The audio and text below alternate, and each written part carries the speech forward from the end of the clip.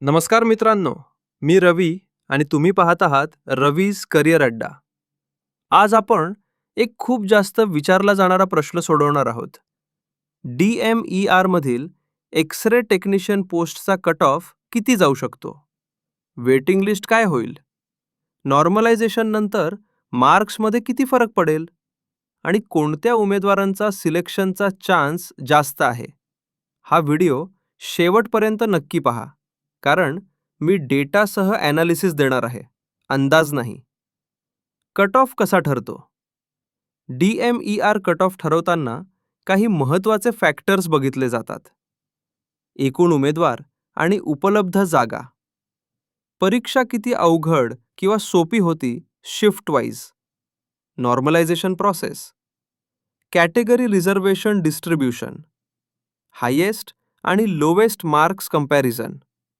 Medical technical post असल्यामुळे x-ray टेक्निशियनमध्ये competition नैसर्गिकरित्या जास्त असतो. Expected cut off range, demo अंदाज.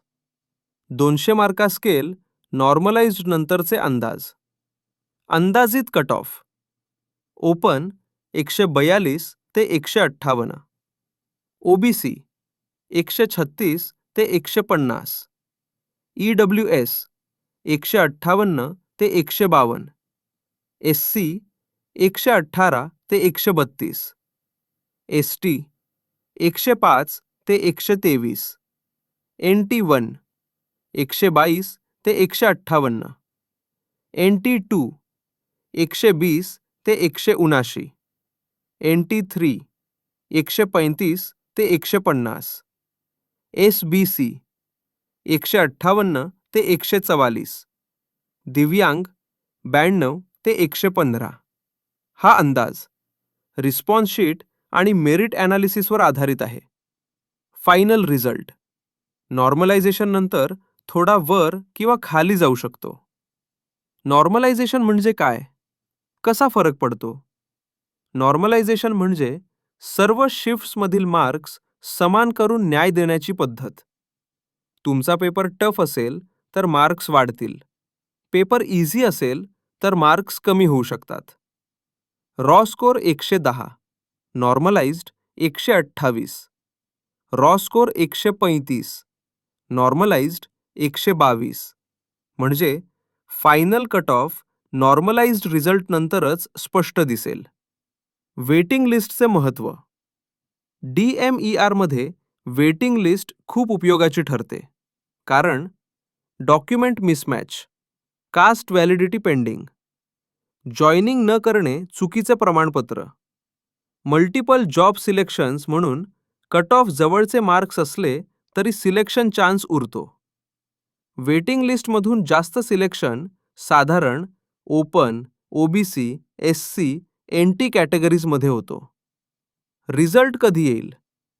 नॉर्मलायझेशन प्रोसेस सुरू आहे आणि जवळपास फायनल स्टेजमध्ये आहे.